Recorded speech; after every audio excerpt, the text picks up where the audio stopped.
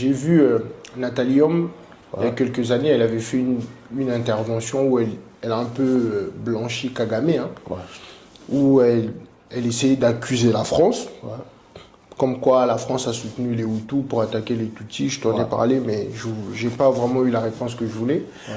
Et j'ai vu Patrick Mbeko répondre à Nathalie Homme en disant que la France n'a pas vraiment soutenu le président Abiyarimana, parce que sinon, déjà, Abiyarimana, c'était un président pendant son mandat ou pendant son pouvoir. Il travaillait bien avec les Tutsis.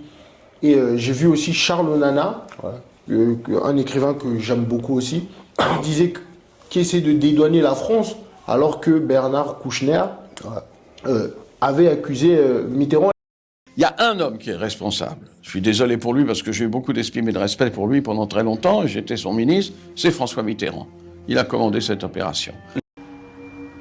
Lors d'un conseil restreint de défense de 3 mars 1993, le président François Mitterrand s'adresse en ces termes lorsqu'il parle du FPR. Nous n'avons pas intérêt à ce que les Tutsis avancent trop vite. Il faut gagner du temps et continuer à soutenir l'armée rwandaise. Et on a vu aussi Macron, lorsqu'il est venu en RDC, il a un peu manqué de respect aux Congolais et son président. C'est mon observation. Et quand il est parti au Rwanda, il s'est excusé par rapport à la participation de la France au génocide.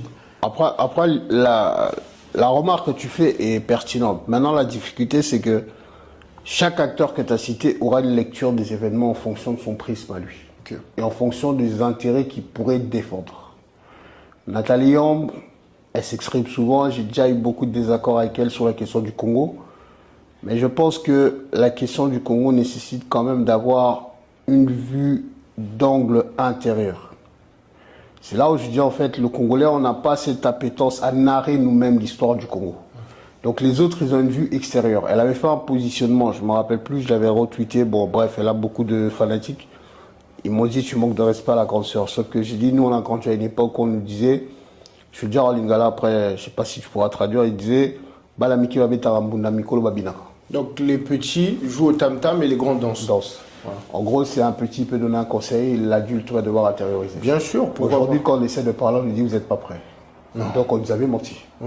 Tu vois, c'est là où je disais, en fait, si je contredis une grande sœur, et qu'elle a beaucoup de followers, il va dire, ouais, mais moi, je dis, en fait, j'en ai rien à cirer de tes followers.